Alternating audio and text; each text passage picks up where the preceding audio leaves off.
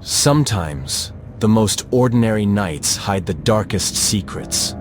For Josh, a hard-working Uber driver in the quiet town of Santa Re, it was supposed to be just another shift. Familiar roads, familiar faces, and one last ride before calling it a night. But what begins as a routine pickup quickly spirals into something far more sinister. A strange message, a silent passenger, and a destination that leads not to a view, but to a nightmare. This is the story of Josh, and the ride he should have never accepted.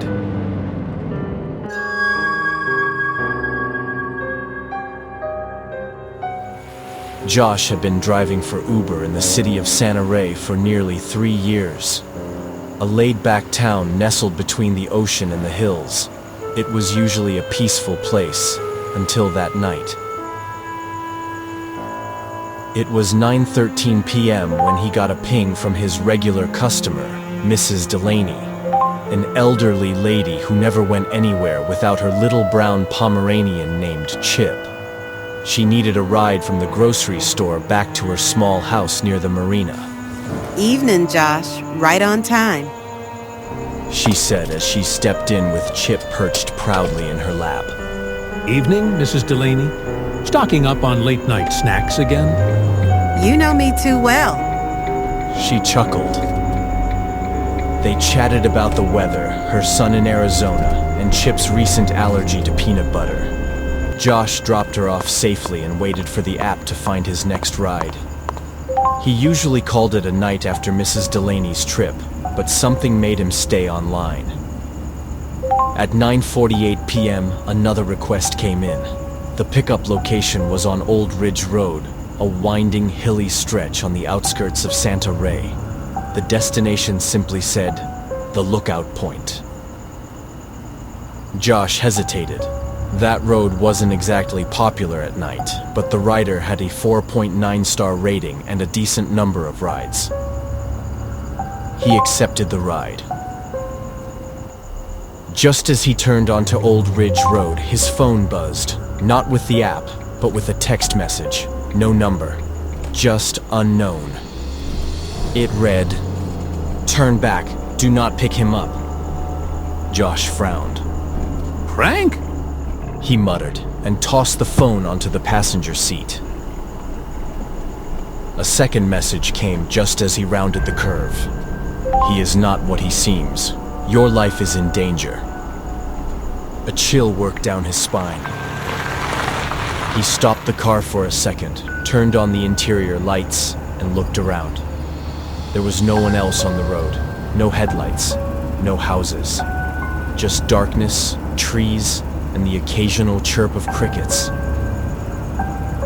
He considered canceling the ride, but then thought, What if someone's just messing with me? He shook it off and continued driving.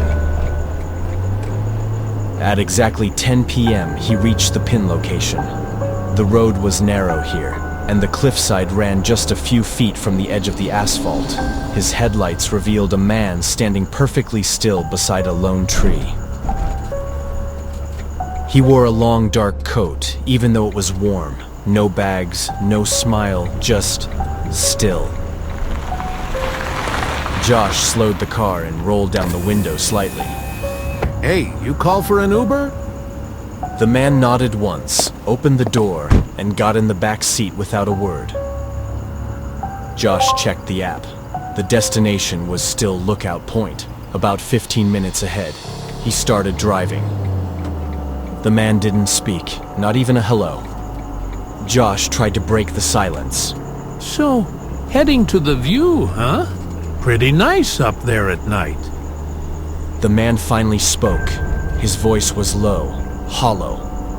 I like the quiet, especially when it's final. Josh blinked. Final? The man said nothing else. The hair on the back of Josh's neck stood up. Minutes passed. They were far from the town now, and the road curved tighter with each mile. Josh tried not to look in the mirror, but curiosity gnawed at him. Each time he glanced up, the man seemed different, taller, his coat darker. Once, he could have sworn the man's eyes were glowing faintly red, but when he looked again, they were normal. Josh's phone buzzed. Another message. This is your last warning. End the ride now. Do not go to the cliff.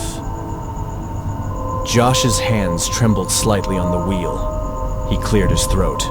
Hey man, you mind if I just ask, do you know someone who's been texting me? I keep getting these weird messages.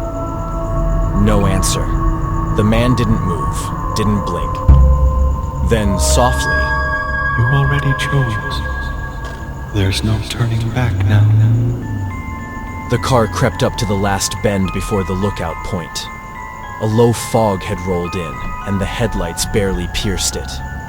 The cliff was to the right, sharp, jagged rocks below, no guardrail. The man leaned forward, speaking softly into Josh's ear. Faster! Josh froze. What? Drive faster. I want to feel the wind. Josh's foot hovered over the gas pedal. Another message came. He's not alive. Get out of the car, now. And then, his phone short-circuited. The screen went black. Josh looked in the mirror. The back seat was empty. The man was gone. Josh gasped and hit the brakes. But it was too late. The wheels screeched. The car slid. Tires lost grip. Josh yanked the steering wheel left, but the momentum pulled them right, toward the edge. Time slowed. He saw the headlights painting the fog, the cliff's edge appearing like the mouth of a beast. The last thing he heard was a whisper in his ear. You were warned.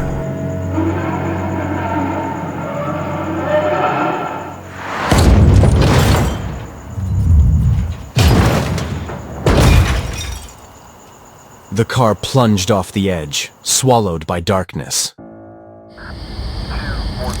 3 days later, the car was found at the base of the cliff, crushed, no sign of Josh's body. His phone was recovered nearby, fried, useless.